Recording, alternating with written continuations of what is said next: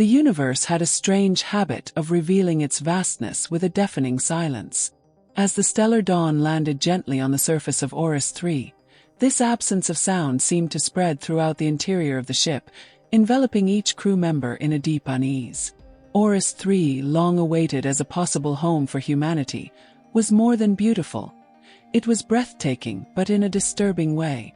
Its seas of mist shimmered under an opaque sky with no visible stars, while crystalline mountains reflected a soft light, as if the planet itself emitted a faint glow. The first impression was of a place that was alive but devoid of movement. Commander Elias, a woman known for her almost cold practicality, was the first to descend from the ship. Her every step seemed to echo far more than it should, as if the floor itself were amplifying the sound in protest against the silence around her. Behind her, her team followed in tight formation, all carrying advanced equipment that allowed for atmospheric, geological and biological analysis. However, there were no signs of life, not even microscopic organisms, at least initially. Just a stillness that seemed to devour any attempt at understanding. The first big find came in the first hour of exploration. Ruins. They weren't just fragments of buildings, but entire structures, like alien cathedrals carved out of an unknown material that emitted a greenish glow. The design was intricate and mathematically perfect, with gravity-defying arches and geometric patterns that seemed to mesmerize anyone who looked at them for long. One recurring symbol caught everyone's eye. A circle divided by wavy lines, almost like a graph, but devoid of immediate meaning. It was on every surface, like a silent signature of a vanished civilization. As the team progressed, the questions inevitably arose. What could have led such an advanced society to this state of complete abandonment? No obvious tools, bodies, or records were found. Only a lingering impression that the planet was frozen in time, waiting to tell its story. Commander Elias felt the weight of a responsibility not included in the mission manual, interpreting the echoes of what once was. As the sun of Auris 3 descended over the horizon, painting the mountains in darker shades of green and gold, a silent unease gripped the team. There was something in the air beyond the luminous dust, something that seemed to watch, without eyes or physical presence. Each member felt the weight of absence, as if the non-existent winds carried the lament of a long-forgotten civilization. By the time the first camp was set up, the feeling of unease had taken hold of everyone. At the end of the day, the team began to catalog the symbols and prepare samples of the soil and structures for analysis. But no one could sleep. The silence seemed greater at night, as if the darkness itself amplified its presence.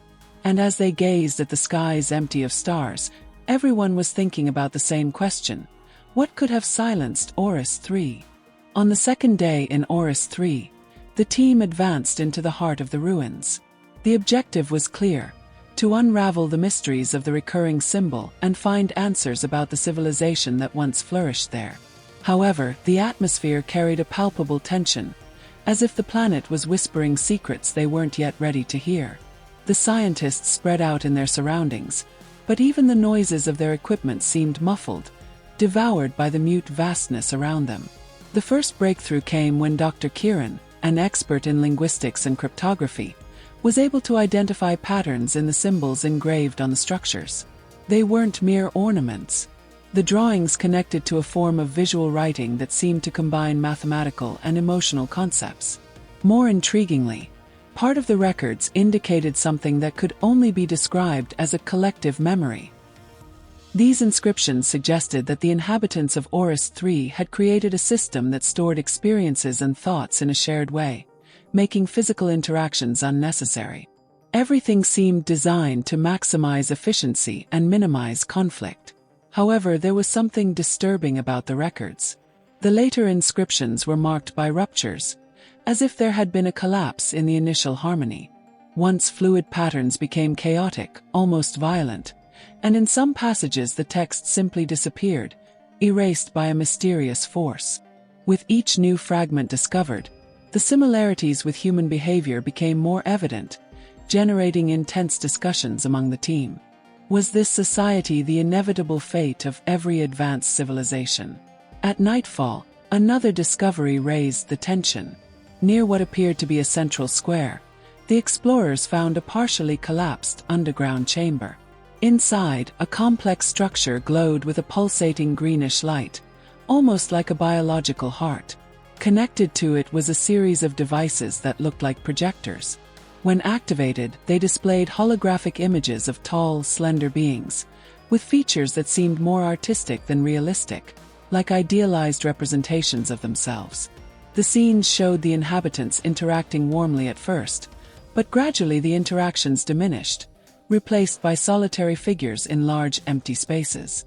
The team watched in silence, fascinated and restless, as the holograms narrated the decline of a civilization that had put efficiency above all else, sacrificing connections in the name of functionality. Auris 3's silence, which had once seemed only physical, was now understood as something deeper, a scar left by choices that erased what it meant to live in community. And then the sound came. A low rumble, like a distant pulse, echoed through the chamber, coming from the luminous heart of the structure. It wasn't just a physical sound. It seemed to invade each person's mind, carrying an indescribable emotional weight. The explorers looked at each other, confused and vulnerable, feeling something they couldn't put into words. The planet, until then silent, seemed to be speaking for the first time. The team was preparing to access the core of the structure. They knew that what they would find there could change not only their understanding of Auris 3, but also of themselves and the future of humanity.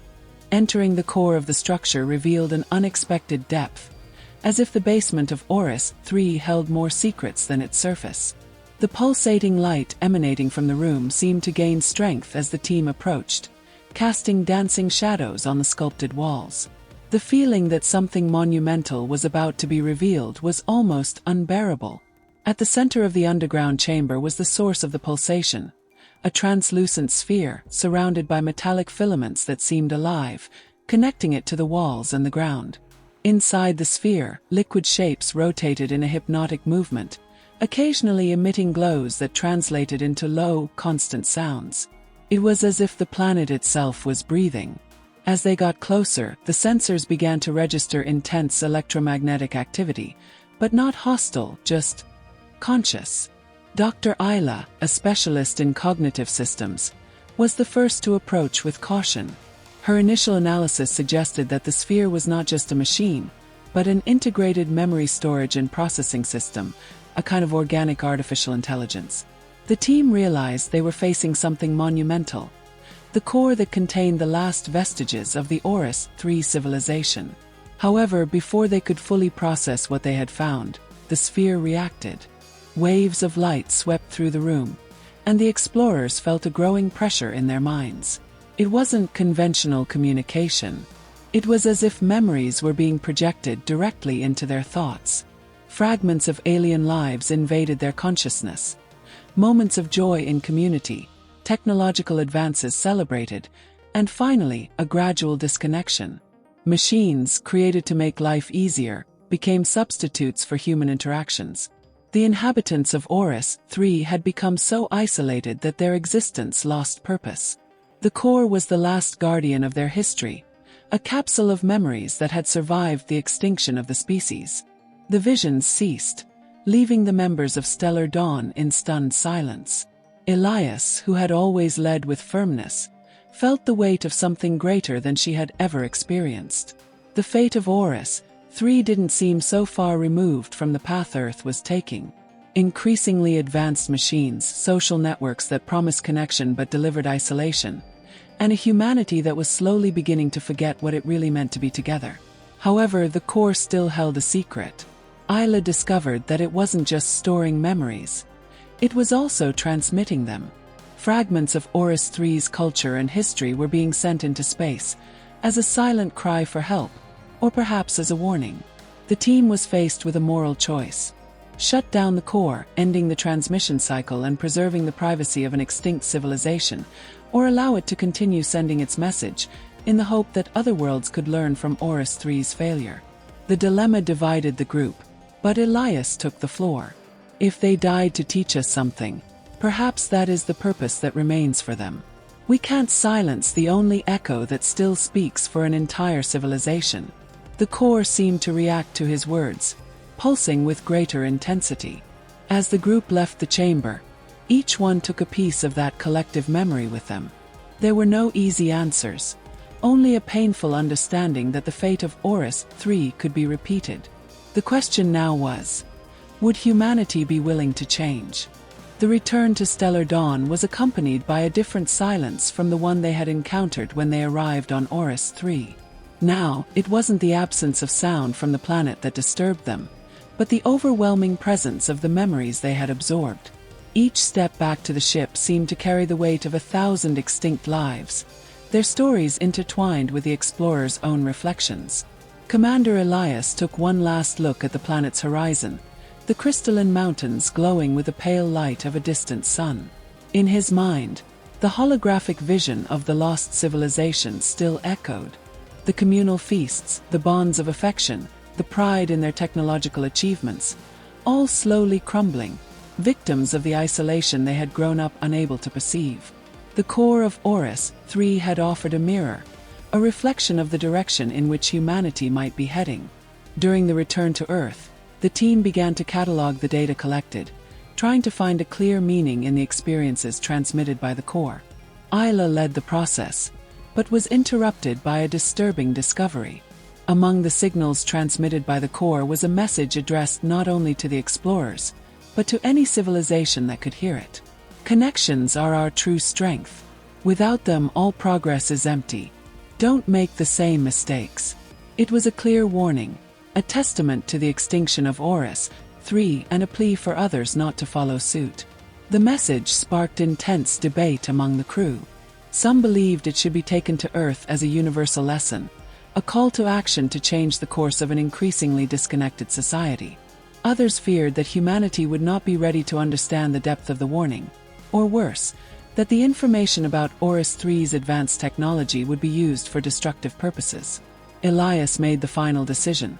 They would take the message, but accompanied by an honest account of the emotional and philosophical impact they had experienced. It wouldn't just be a scientific report, but a manifesto on the importance of restoring and preserving the essence of humanity. "It's not our choice, but they need to know," said Elias as he concluded his personal record. As they approached Earth, the team observed the planet from afar. The blue beauty of the world seemed as fragile as the ruins of Auris 3, a reminder that even the most advanced civilizations could be brought down by the loss of their connections. Every member of the crew knew that the future depended on humanity's ability to listen and act. When stellar dawn finally landed, Elias looked up at the sky and asked himself, "Are we ready to change? Or are we just another echo in the silence of the universe?" I leave you with a final thought. To what extent are we valuing our connections in an increasingly digital world? Share your opinion below in the comments and tell us what you think we can do to build a future where humanity remains united. If you like this story and want to explore more stories like it, subscribe to the channel and turn on notifications. The unknown still has a lot to teach us.